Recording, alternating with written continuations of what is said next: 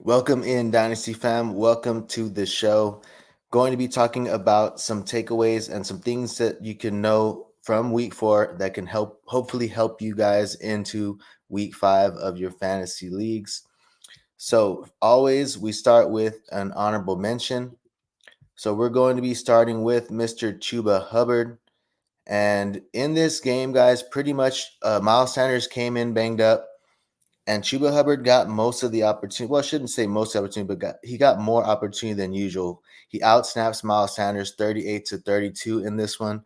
17 routes run to Miles Sanders 13. He gets one more carry. It didn't amount to much, guys, in the fantasy points area. He had 14 carries for 41 yards, but worth noting, guys, Sanders only 13 carries. 13 carries for only 19 yards, guys. So Sanders obviously dealing with a growing injury, didn't look right. So heading into week 5, guys, I mean, the weeks to come, if Sanders is banged up, not 100%, could have a good week coming up for Chuba Hubbard just with some good opportunity. So Chuba also got the goal line work, guys. It was 2 carries. So something worth monitoring going forward is Chuba Hubbard right now possibly getting an increased opportunity with the Miles Sanders situation. And staying with the same team, guys, going into now Terrace Marshall. So we've been talking, a lot of people have been talking about Terrace Marshall for a long time. He goes out there, gets some good opportunity today, this past week with the injury, right? You have Mingo in concussion protocol, didn't make it out of concussion protocol yet. And Terrace Marshall did good, man. He had a increase in his targets, right? Both weeks, right? He had last week he had 8 targets. This week he gets you 10 targets, 9 receptions for 56. He's a wide receiver, 26 this week. So we'll see if Mingo comes back, but Mingo has been struggling early on, guys. He hasn't really been doing much. I don't think he has a game over 30 yards. So he hasn't really done much with his opportunity, and he's been getting decent amount of targets. So Terrace Marshall, somebody to monitor if he's out there on your waiver wire, right, for redraft leagues, and he might even be out there in some dynasty leagues, right? Someone that maybe you can add and stash and see what happens with Mingo. Maybe he earns some more time with his performances these past 2 weeks. Worth noting though, guys, Carolina is in the market. They're shopping around right now for another wide receiver. They want to bring in somebody else, I guess, to help with Bryce Young and their rookie quarterback. So we'll see what happens going forward. But right now, Terrace Marshall, someone to monitor and maybe a good little stash for you right now in your fantasy leagues. I don't think he'll be highly sought for. So you could probably put like a $0 bid, $1 bid, see if you get Terrace Marshall. So coming into the next thing, guys, we have Jonnu Smith, guys. And really, this should be a Kyle Pitts slide, right? But you have Jonnu Smith has outproduced Kyle Pitts in 2 of the last 3 games. So this past game, Jonnu Smith he's out there a lot, guys. He was out there 32 snaps.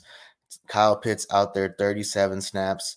And then Jonnu Smith also, he ran a decent amount of routes, 23 routes to Kyle Pitts 30.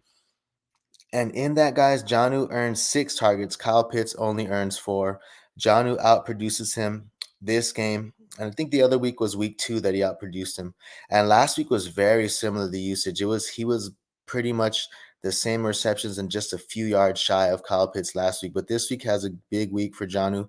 6 for 95. He's the tight end 3 so far right now, heading into Monday's game. So 15.5 fantasy points for Jonnu Smith. So something to monitor going forward. I think, guys, though, right now, if I'm looking at in my leagues, Kyle Pitts, I think, and even Drake London, I think these guys are good little decent buy lows for me right now. Right? If you watch the game, there was people. Matt Collins was not happy, right? He looked. Desmond Ridder came to give him like a 5, try to encourage him, and he pretty much shook him off, yelled at Desmond Ridder. So it does not look good. Looks like there some disgruntled wide receivers there. So it's possible that we could see a switch to Taylor Heineke. And if that's the case, I like it for Drake London. I think it'll be an improvement for Desmond Ridder and as well as for Kyle Pitts. So something to monitor. I think these guys may be a buy low for me pretty soon, guys. If not already, they're buy lows. And now moving on to number 8, guys, Jaleel McLaughlin. And if you're following the channel, guys, we had him. He was one of our players to stash, Jaleel McLaughlin. We had a top 5 players to stash before the season for Dynasty leagues. Jaleel McLaughlin was one because he was just tearing it up in preseason, tearing it up in training camp. There was a lot of good buzz. Sean Payton and the coaching staff, they love this guy. So he's just continued to shine when given opportunity, and he does the same. This week, he goes 7 for 77 yards rushing on the ground. So that's good, man. Pretty much a little over 10 yards per carry. 3 for 32 through the air, gets a receiving touchdown. He was out carried.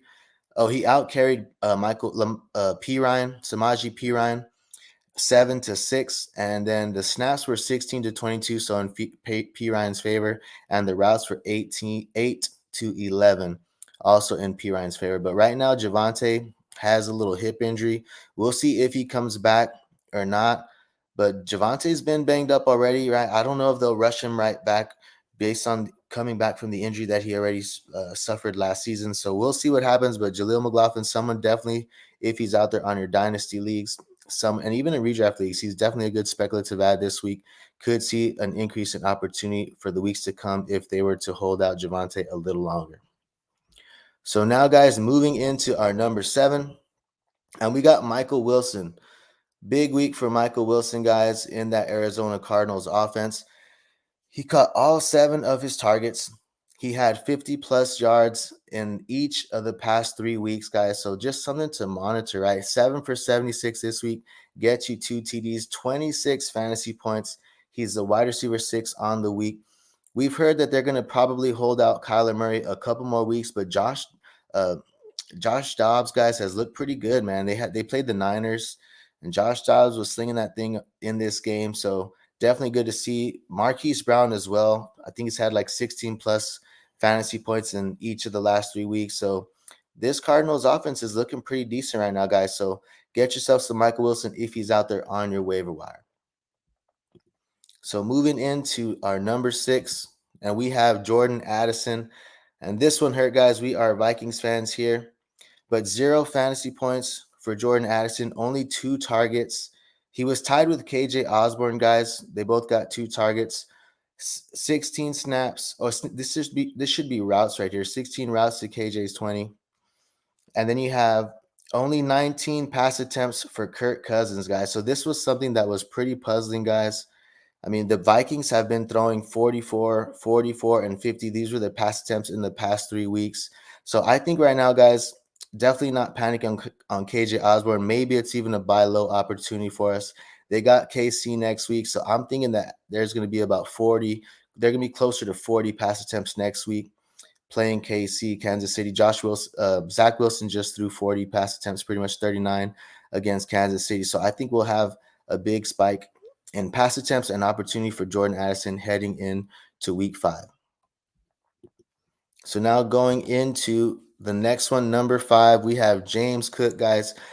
Pretty much snaps were split 3 ways, and this is Cook, Murray, and Harris. This is the order. So James Cook got 23 snaps, Murray got 19, and Harris got 16, guys. And the thing that was concerning, James Cook pretty much no third down work, and then he was Latavius Murray ran more routes than him, 13-9.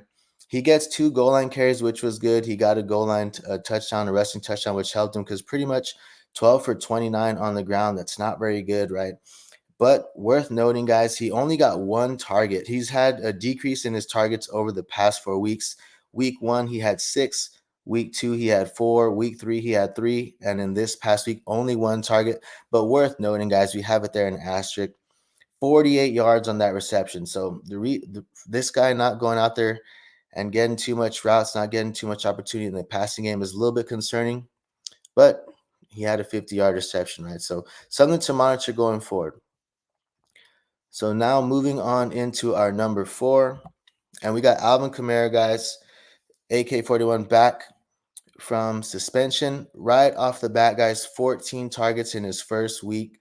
He gets 13 receptions. The bad thing, guys, out of those 13 receptions, only 33 yards. So that's a little concerning, guys. You know, Kamara's 28 years old, so he is getting a little up there in age, but definitely love the usage in the receiving game.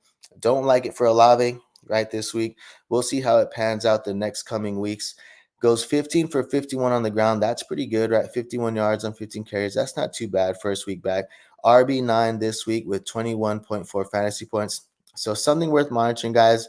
If he's not going to be very efficient, right? Just something to worth monitoring. You have KJ Miller there. I think Miller only got 1 carry or something like that, but something to monitor. I definitely like the usage, but want the efficiency to go up. Was his first game pretty much of the season, so we'll see how it goes going forward. So now moving into our number 3, and we have Khalil Herbert. We've been giving Roschon Johnson some love, so we got to give Khalil Herbert his props this week. He dominated the snaps 56-16 over Roschon.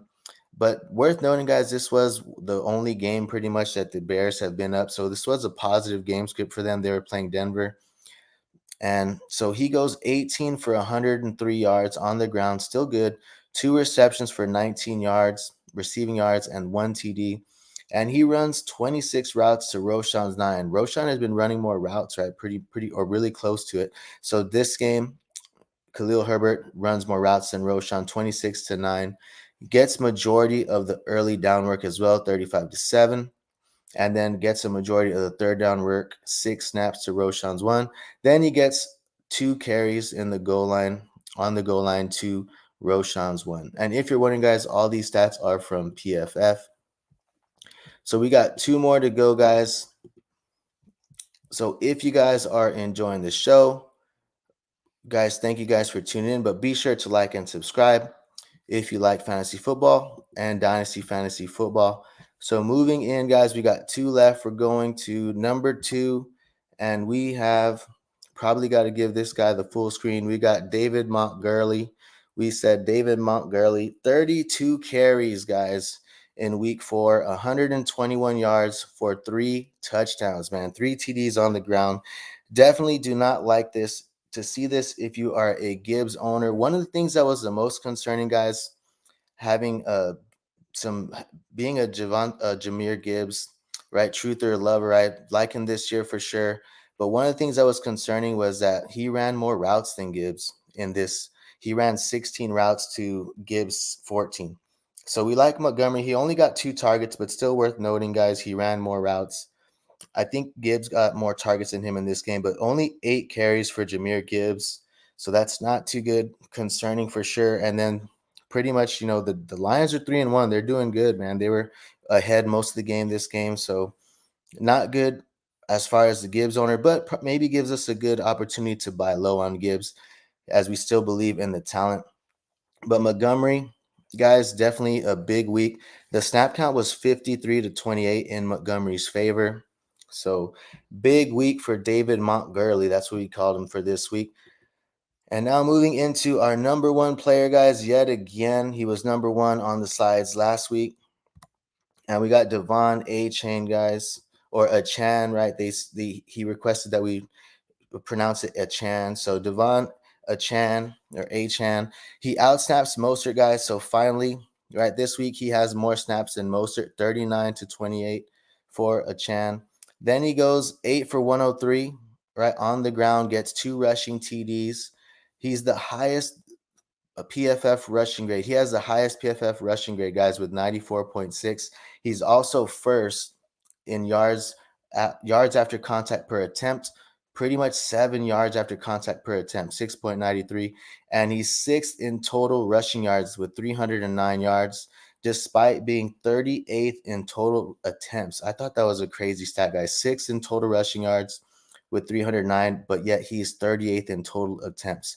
He's also the number 2 overall player, guys, in fantasy points per game at 26.7. The only player ahead of him in fantasy points per game right now out of every position is CMC. CMC has 30 right now. 30 fantasy points per game is his average. So craziness, guys, going on there in Miami for Devon Achane. If you have him in Dynasty and in Redraft, you're definitely loving it. We'll see, man. I'm going to do some RB rankings really soon. I don't know. I'm having a hard time ranking these rookie running backs, ranking Devon Achane. He's definitely got to be someone that is going to be high up there for me. So, guys, again, thank you guys for tuning into the show. That's all we have for you. Hope you guys enjoyed it. Be sure to like and subscribe and check out some of our other videos.